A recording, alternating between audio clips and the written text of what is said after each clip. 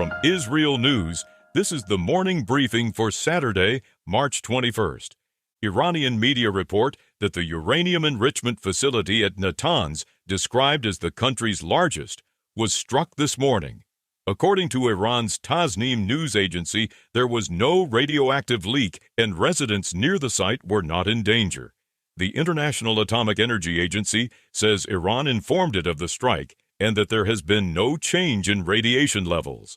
This comes as strikes continue on strategic sites inside Iran. Saudi channel Al Hadath, citing Israeli sources, reports that Israel suspects Iran transferred quantities of enriched uranium to secret sites. The same report says today's strike on Natanz was carried out with heavy munitions and with American cooperation. This occurs amid continuing questions about the status of Iran's nuclear assets. The Wall Street Journal, citing U.S. officials, reports that Iran launched 2 medium-range ballistic missiles toward Diego Garcia, the joint U.S.-British base about 4,000 kilometers from Iranian territory. According to the report, one missile failed during flight, and a second was engaged by an interceptor from a U.S. destroyer, though it is not yet clear whether that interception was successful. Hours later, Iran's Mehr news agency confirmed that 2 ballistic missiles had been launched toward Diego Garcia. This comes as the conflict expands well beyond Israel's immediate region. Leaders of 22 countries issued a joint statement saying they are prepared to join efforts to ensure safe passage through the Strait of Hormuz. Russia's foreign ministry separately condemned the strike on Natanz, calling it a blatant violation of international law. This occurs as the war increasingly affects strategic maritime routes. In northern Israel, sirens continued through the morning as Hezbollah launched drones and rocket fire toward communities near the Lebanese border.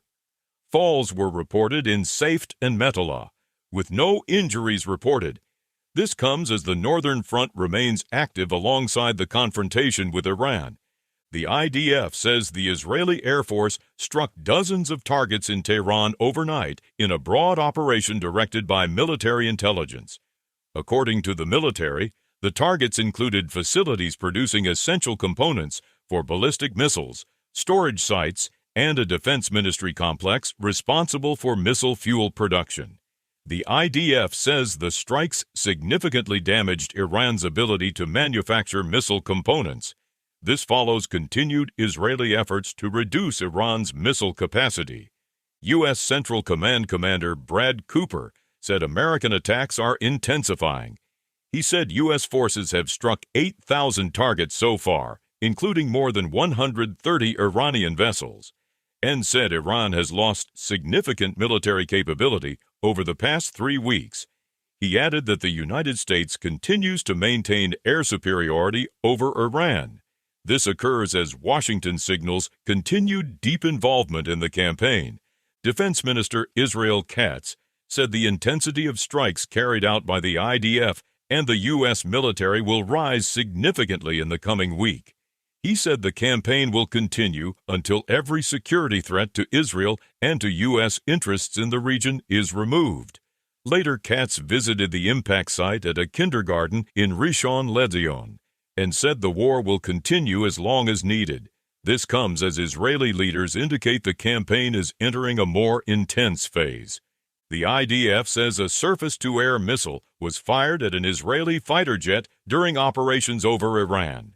The military says the crew responded according to procedure. The aircraft was not damaged, and the mission was completed as planned.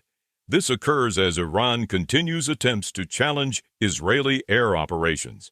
Reuters reports that Iran's Revolutionary Guards rebuilt Hezbollah's military command after Israeli killings of senior leaders in 2024, filling gaps with Iranian officers before reorganizing the Lebanese group.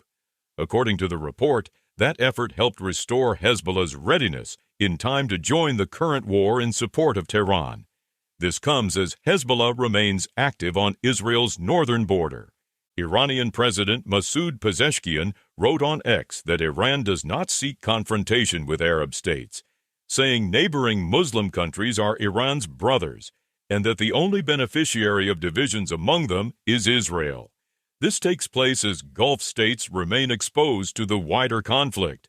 CNN reports, based on satellite imagery, that the United States and Israel are focusing on entrances to underground missile facilities in Iran, striking tunnel openings, surface structures, and road junctions. According to the report, most of the missile bases it examined had been hit. This occurs as both countries seek to limit Iran's ability to continue launching missiles from hardened sites. In southern Lebanon, the IDF says Givati Brigade forces killed Hezbollah operatives during a targeted ground operation overnight, with no Israeli casualties reported. The military also says the Air Force struck Hezbollah command centers in Beirut. This comes as Israeli operations continue on the Lebanese front. In central Israel, 8 impact sites were reported in Rishon LeZion after Iranian launches, including at a kindergarten and outside a school. A 40-year-old man was lightly injured by blast effects. The IDF said at least one of the missiles carried a dispersal warhead and urged residents to avoid gathering near fallen munitions. This occurs as Iranian attacks continue to affect civilian areas. In New York's Rockland County, a postal worker was arrested after allegedly shoving a 4-year-old Jewish boy to the ground in an incident captured on video. Police charged the suspect with endangering the welfare of a child and attempted assault. Local leaders in the largely Orthodox and Hasidic community condemned the attack and praised police for making an arrest. This comes as concerns persist over anti-Semitic incidents affecting Jewish communities outside Israel. Those are the latest headlines from IsReal News.